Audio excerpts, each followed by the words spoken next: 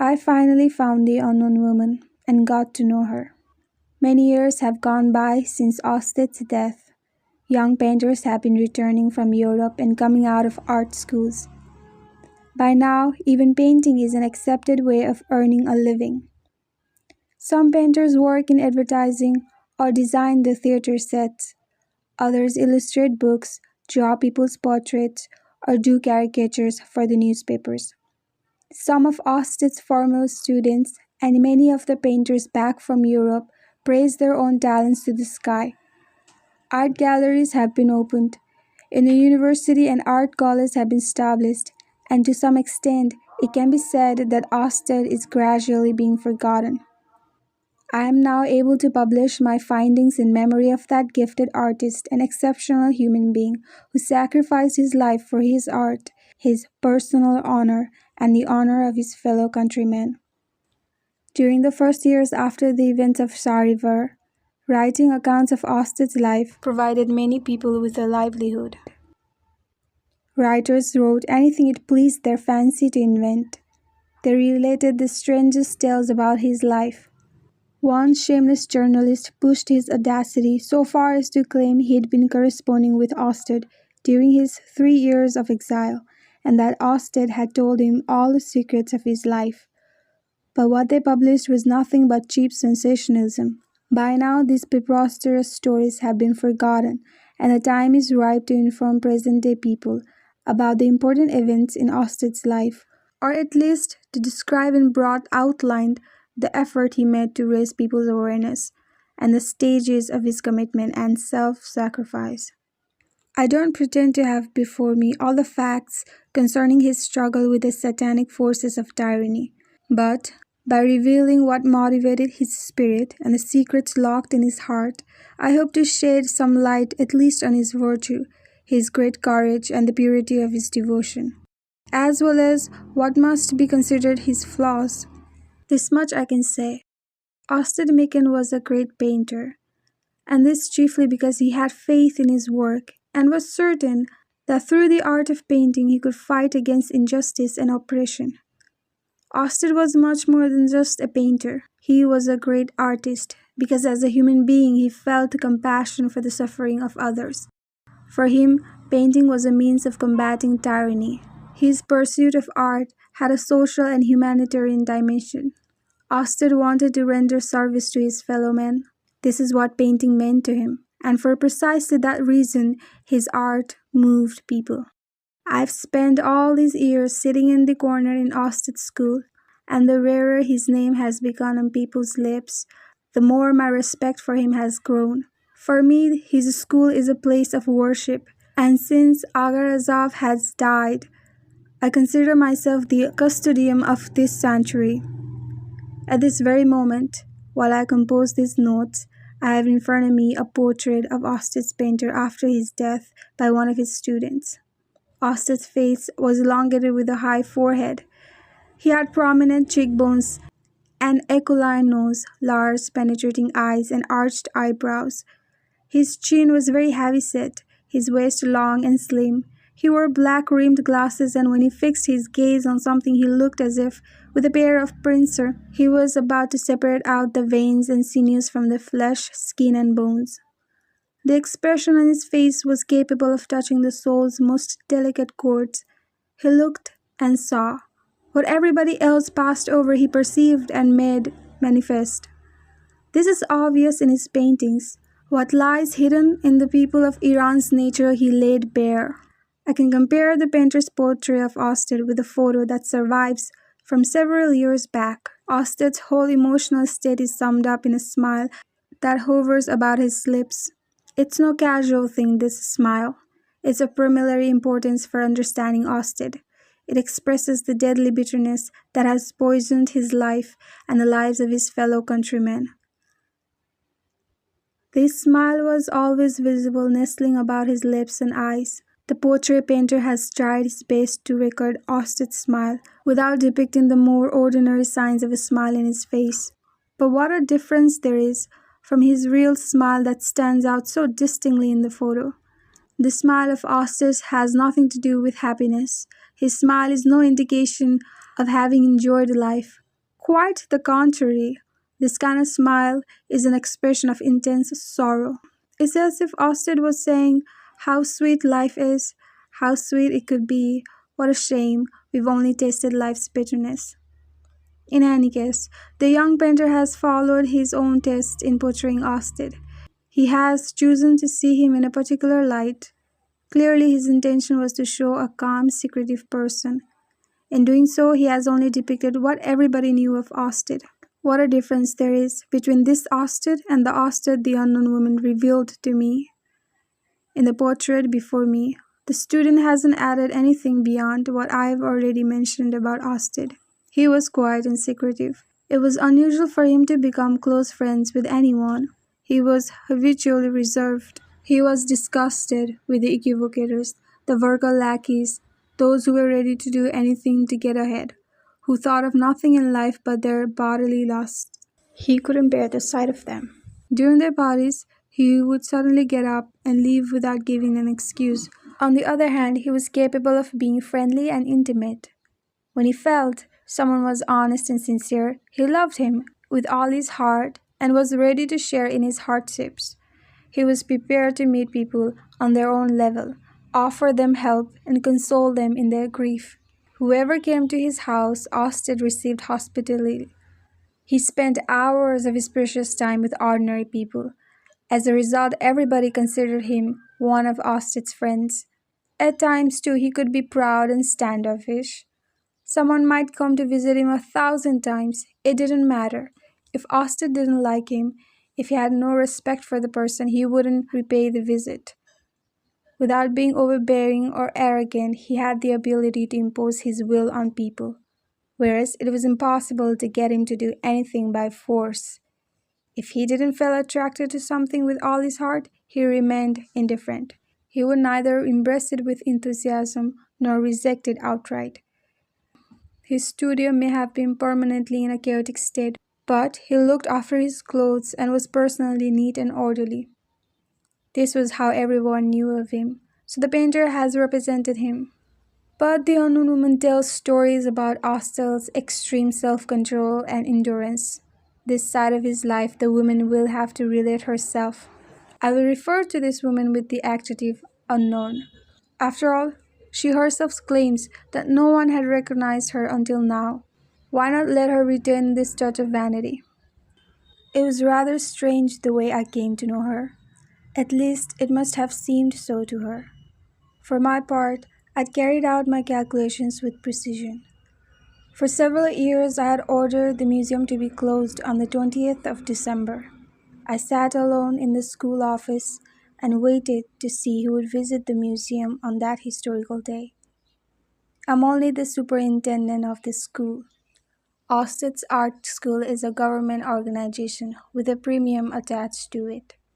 Every month, an enormous sum of money is spent, ostensibly on the education of the students in this institution.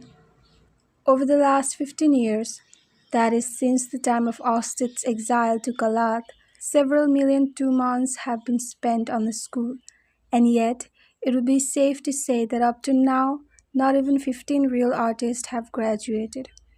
Nonetheless, no fewer than 1,500 persons have emerged from this school with diplomas in the fine arts. They are currently employed in government posts, ranging from the Department of Mines to the Agrarian Bank and the Ministry of Industry. The position of school director entails a great deal of kickback. Whenever a new minister comes to power, he appoints his own director over the school. Consequently, every year, the school has at least 2 new directors. But for 10 years now, I've been the superintendent. My authority, as you might expect, is such that every 20th of December, I can find some pretext for closing the museum. Once, my excuse was that the gallery had to be cleaned. Another time that the roof leaked, and simply again that I was feeling ill that day. During 4 years, no one came. It wasn't until the 20th of December this year that the unknown woman appeared. 13 years had now gone by since Austen's death. When the 20th of December came around, I ordered the museum to be locked up and I sat by myself in the office. From the window of my room, I could observe any visitors as they arrived. It was 4:30 in the afternoon. The students were leaving by the way of the courtyard. Most of them had gone. Just then, an expensive automobile pulled up in the front of the school's iron gate. A woman, who had been driving herself, got out of the car. She was a dignified-looking woman, with a good figure of average height and dressed in black. Entering the courtyard, she headed straight for the steps of the main entrance. When she had advanced a few paces, she glanced up at the entrance and looked surprised. Nonetheless, she continued along her way. Then she asked something of one of the students who was coming down the front steps. I immediately opened the office window and called down, "Madam, what can I do for you?" My heart was pounding. I found it difficult to remain calm. I felt that what I had been waiting for all these years was finally happening.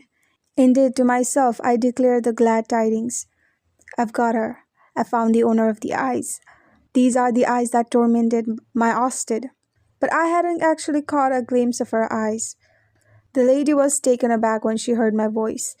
As she raised her head and glanced at me with eyes that were not in the least mysterious or engaging, but her laugh was like the springtime sun melting the mountain snow. It made you feel glad at once. Only when she repeated the same laugh, you realized it was artificial. In a sweet, polite voice, she said, "Excuse me, I've come to see the school museum." I found her voice so ordinary and common, I almost felt like tossing her a vague reply from the window and sending her on her way. I had imagined the unknown woman very differently, but the polite, gentle intonation of her voice got the best of me. "Come off to my office, please, and I'll see what I can do for you." She entered the building by the way of the main entrance. How I wished Agarazov were still alive. He would have had to break his silence. I would have asked him straight out in front of the woman, "Is this her? Is this the woman who sat for Austed as a model?" And if this woman, with her beautiful face and all her formal dignity, had been the model, I was sure there had to be a good reason for it. The janitor showed the lady into my room. When she came in, she acted as if she'd known me for years. She bore herself like someone who considers everyone a friend and kinsman. In a warm, offhand manner, she remarked, "I see you've changed your janitor." Then and there, I almost lost my self-control. The color must have left my face. I felt beyond any shadow of a doubt that her laugh was absolutely false. Every sentence the woman uttered was followed by a distant laugh, and yet this laugh of hers had a certain charm. Yes, something about her laugh was exciting. I said, "Changed the janitor. This fellow has been working in this school for over 3 years now." With her sweet, melodious voice and her artificial laugh, she replied, "How strange! I must be mistaken." This woman had a talent for stimulation and artifice. It was clear from the start that I wasn't dealing with any ordinary woman. Suddenly, though the feeling only lasted for a split second, I was convinced that this was her. And for the next few seconds I stared at her eyes. But there was no resemblance between these eyes and the eyes painted on the canvas. And yet, her forehead, lips, and mouth, her smooth black hair and long fine nose definitely resembled the painting. The only slight difference was what the passage of time had wrought. Moreover, she had white regular teeth which, together with her delicate lips, made her laugh seductive and bewitching.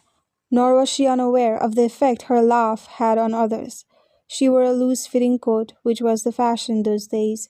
Her coat was black. The collar and lapels were of red silk, and made her face appear all the more bright and fresh. The red lining of the coat seemed to flash. You were aware even from a distance of its soft, silky touch. The buttons of her coat were left undone. From her arm hung a black handbag, and she kept one hand fixed on the shiny red sash that encircled her black shirt. Her well-proportioned legs were slim and delightful. I realized that with this woman, I have to play the game masterfully. If not, she'd run off and once again I'd be abandoned to my misery. Never mind what Austin had gone through. Now it would be my turn to suffer when I went on waiting and hoping. I said, "You've come to honor us with a visit to the school museum?" "Yes, I wanted so much to see it." "Unfortunately, the museum is closed today. During the last few days, the snow and rain have caused a leak in the roofs. To avoid the damage to the painting, I've closed the museum for a week. Once the roof is repaired, we'll be open to the public again. Then the museum is under your supervision. If you wished, you could give me the permission to see it? Well, yes, that is more or less true. On the other hand, madam, this is an administration question. You understand, there are certain regulations. She spoke with such gentle charm. I had no choice but to be accommodating. When I attempted to be firm, she became softer. If I had known for sure that this beautiful, elegant lady was in fact the unknown woman who owned the eyes, I would never have given in. I would have forced her to beg. I would have made her go down on her knees and obey me. I was sure this woman had known Ostead, but I was undecided. I should have imposed myself and shown her the force of my own will. But my path was strewn with obstacles. I had to proceed with caution. I kept wishing Agarzav were still alive and for once would give me a clear answer to one of my questions. Then the unknown woman said, "There's always a way around administrative problems. And you see, I'm visiting from abroad. I won't have another chance to see the paintings if I don't see them today." This was not meant as a threat. The woman had simply come to Tehran to see Austin Macon's paintings on the 13th anniversary of his death, but I took it as a threat and replied more firmly, "May I request that you kindly come back another day?" "Oh, please don't say that. It's impossible." The unknown woman was taken aback. Her laughing face took on a sad, earnest look. But this mood didn't last more than a few seconds. She shook her head and once again laughter lit up her face, causing her white, regular teeth to appear. "What is the problem?" I said. "Is today a special day?" "No, it's not a special day. I just wanted so much to see Ostead's work." Now her disappointment was beginning to set in. She was losing ground. I followed up my advantage and said, "Would you mind introducing yourself? I am the superintendent of the art school." "Please, it doesn't really matter who I am. All I'm asking for is permission to look at the museum today. I won't have another chance. I would be so grateful." "Perhaps Madam is in the arts herself. Perhaps you're a painter. In that case, an exception might be permissible. Or possibly you intend to write an article for a magazine or the newspapers. Of course, whoever you are, giving your permission is not wholly devoid of difficulties, but some reason can always be found. I might have them unlock the door with the excuse that I want to show you the pitiful sight of repair the museum is in. That's why I asked you to introduce yourself. After all, madam, what can I do? I'm devoted to this museum. If I thought you had influence with the authorities and could speed up the construction of the school's new premises, I would gladly keep the museum open for you from now until tomorrow morning. Otherwise, everyone who visits the museum first must get a permit from the school office." It seemed to me she had sympathy for my position. She gave me a tender look, as if she were touched by something in familiar way of talking, or perhaps the bureaucratic tone of resignation in my voice aroused her pity. But just then something uncanny took place. Although I had prepared myself, although I had been waiting for this event for years, it still struck me as uncanny. She said, "My name is Ferrangis. If I begged you for permission to visit the museum today for half an hour, would you still refuse me? I'm not an artist, I'm not a painter, nor a journalist, but I want so much to see these paintings today." It wasn't what she said that was strange, nor was it the tone of her voice when she spoke. It wasn't even her name was Ferrangis, the same name as the woman who came to see the paintings 4 years ago on the 20th of December. The woman Agar Azov had seen in the museum but only mentioned some days later. No, I had no further doubt that this was her. Out of the several women who had come to see Ostead's work that day, one bore the name Ferrangis and had withheld her family name. I had all the facts about the visitors at my fingertips. Over the last 4 years, women named Ferrangis had appeared, but they all wrote their family names in the register. I'd spoken to all of them. How anxious I had been as I listened to their words. But these women lacked exactly what was supposed to set the unknown woman apart: the penetrating look of her eyes. There was only one Ferrangis without a family name. She had appeared 4 years back on the 20th of December, the same day Osted had died 13 years ago. And today she had reappeared. And what a look she had in her eyes! No, there was no doubt that this was her, the seductress who had led Osted to his grave, or an angel who, if only for a time, had brought him total happiness. And so I had to hold out. I couldn't give in, not now. She would have to come back another day, go down on her knees, and surrender. She would have to lay bare the secrets I wanted to reveal. But then, as I say, suddenly the strangest thing happened. When she said, "If I begged you," her eyes took on the most uncanny expression. I couldn't say precisely what it was. Was she beseeching? Was she pleading? Was she trying to melt my heart? Was she trying to throw me into a state of confusion with her eyes? I felt a force at work, drawing my heart out of my ribcage.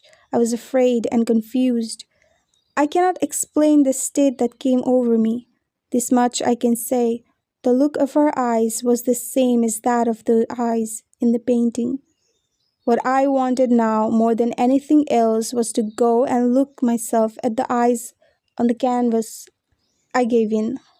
It was I who gave in. I, who imagined I had become as lifeless as a mummy, who had nothing else on my mind but administrative work and Osted. I went down on my knees before the unknown woman. The look of her eyes cast a spell on me as well. For a few seconds I struggled with my anger. Then in my heart something melted. A knot was undone. An old wound opened and began to bleed again. A pleasant laxness came over me, and then I understood. I said to myself, what he must have suffered at the hands of this woman. These thoughts come to me today as I put together these notes about the past. But at that moment I had no time to think at all. I had no choice in the matter. This seductive, disconcerting woman instantly realized the advantage she had gained. She turned on her heels to go. I rose from my desk in haste and went to the door. Leaning into the hall, I called out, "Golem, come here. Unlock the door of the museum." The unknown woman sat down on a chair near my desk. I didn't look at her. When Golem entered the room, I went behind my desk, took out the key and handed it to him, saying, "The museum must be cold. You didn't light a fire today, did you?" "No, I was following your orders. Light a kerosene heater and put it inside the gallery for us." Ferrangis took the opportunity to look after her appearance. She opened her handbag and found a mirror. She glanced at her face and cleaned the corner of her lips with a silk handkerchief. Then she put the mirror back in her handbag, looked over at me and began to talk again. She talked about rebuilding the museum, how she had friends in the government who were connoisseurs and patrons of the arts, that the head of a rock company was devoted to her. The Director General of the Ministry of Education was one of her friends she played poker with. The Undersecretary to the Prime Minister himself read all her recommendations. The problem was none of these characters takes the trouble to get anything done. They just want to get on in life and avoid rocking the boat. They're all hypocrites and double dealers. But she, a woman, on her own with nobody to look after her, appreciated the museum's real value and understood how an art museum should be kept up. She had visited all the museums of Europe, not once but many times. She was willing to buy all Osted's paintings and build the new museum herself. She talked about the Ministry of Education. He wasn't such a bad fellow, but when it came to art, he understood about as much as a monkey. The woman spoke in an unbroken stream without touching on any subject that mattered or really interested her. She talked about everything under the sun. She went into details. She spoke about the Ministry of Education's wife. She knew things about his daughter. I stopped paying attention to what she said. From that moment on, I felt a profound hatred for her. She was my enemy. I recognized in her the murderess of Ostend, but at no cost wanted her to detect my hatred. I had to contrive a way to wreak my vengeance on this stone-hearted woman. Meanwhile, she went on gazing at me. Did she think her eyes could force a breach in my heart and soul? From the corner of my eye, I followed her every movement. When I saw that she was looking at me, I busied myself with something. Confronted with my apparent indifference, she simply batted her eyelashes. Above my head hung a portrait of Ostend. From time to time, Ferrangis glanced up at it, while she went on talking. Opposite the window on the wall, to the left, several glazed tiles were on display which Ostend had designed. Usually when people came into the office, they first fixed their sight on Ostend's portrait. Next, the glittering blue of the tiles attracted their attention. The unknown woman scarcely looked at either of those. Was it that she knew them only too well? Now she turned to look out the window at a beautiful pine tree that was silver-plated with snow. And all the while she went on talking, she rose from her chair, keeping her gaze fixed on the tree. I had the chance to look her over from head to toe. She had a beautiful profile. She must have been 40 years old.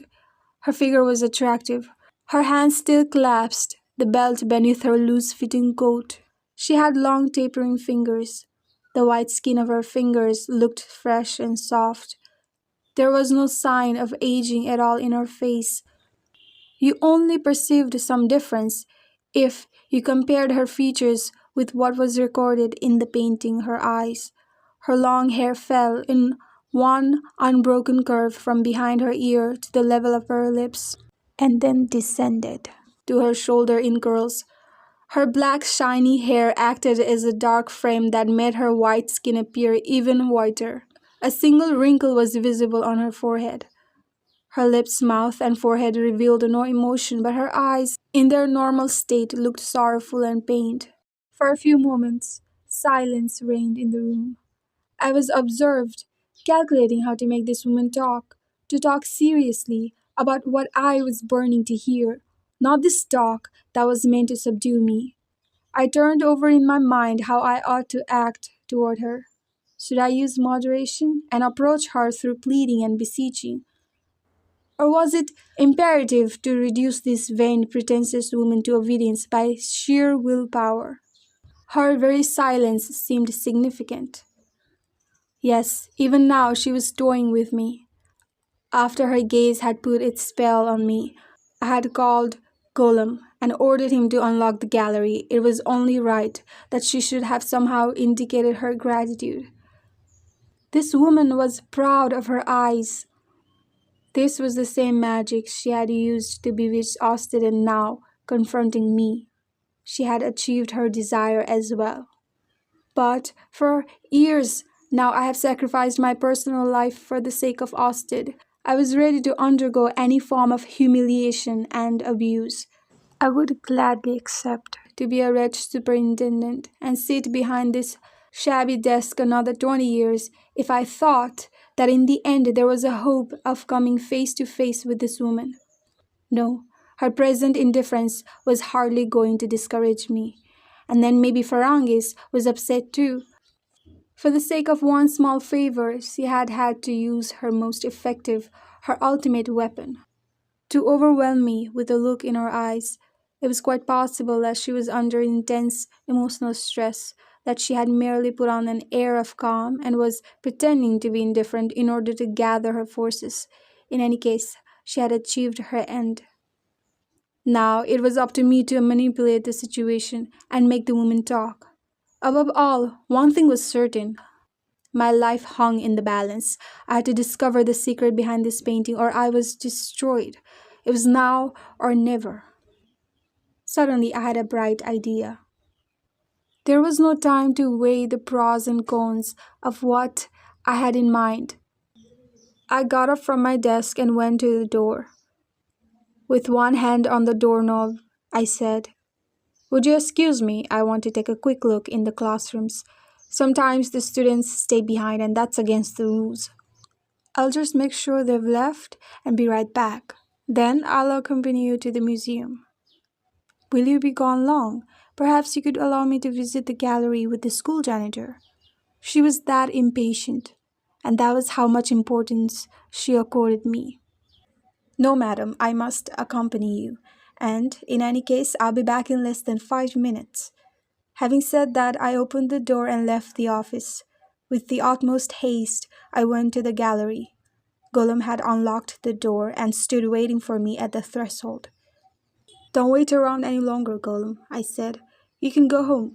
I'll lock up myself and leave the key to the building with the caretaker. Gollum disappeared down the stairs and I entered the museum gallery. The light was on. I walked toward the painting, her eyes. Now I felt a passion such as I had never imagined could exist within me. It was as if I had heard descriptions of it and seen copies but had never seen the work itself in the original. I felt as if I were young again, as if once again I were meeting the first woman who had surrendered herself into my arms. The eyes now had a special meaning for me. These eyes had eradicated my will as well. For some time I continued to stare at the canvas. Meanwhile, the full tragedy of Osted's life came alive for me. This chattering woman had to be trampled into the ground. While looking at the painting, I worked out my plan. I turned off the lights so no one outside would notice what I was doing, and opened the door of the storeroom. Next, I took down the painting from the wall and laid it on the top of a table. I passed my hand over the eyes. It was as if I perceived them better, as if I got more pleasure from them through my touch. I felt a fine dust on the surface of the canvas and wiped the surface clean with a handkerchief.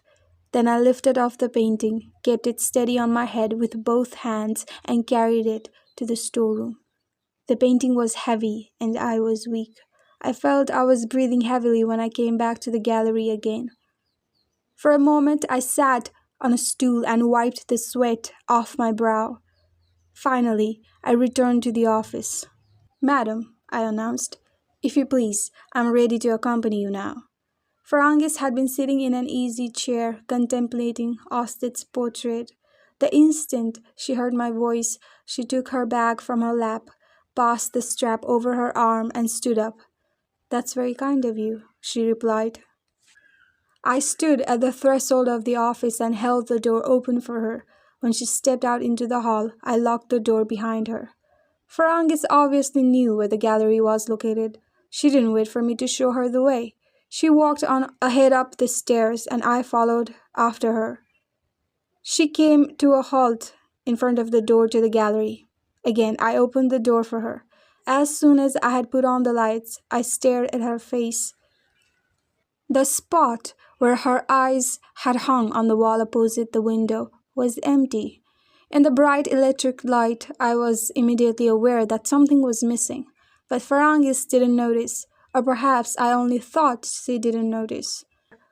She was, after all, a clever, gifted woman who easily entered into the skin of any creature she chose to represent. If necessary, she could appear tender-hearted and arouse your sympathy, or she could seem confused and upset or absorbed in her thoughts. All it took was one look, one movement of her lips, one contraction of her brow. She must have undone many men with a single smile. Yes, she may have only wanted to give the impression that she hadn't noticed anything. For my part, I felt immediately that without the painting her eyes, it was no longer Osted's gallery. I walked to the middle of the room and stood by the kerosene heater, keeping my gaze fixed on the woman. Ferrangis began looking at Osted's painting starting from the right. Standing in the middle of the room, I followed her with my eyes wherever she went. She would stop a moment in front of a particular painting. Others she passed by without pausing. This woman was not an ordinary visitor.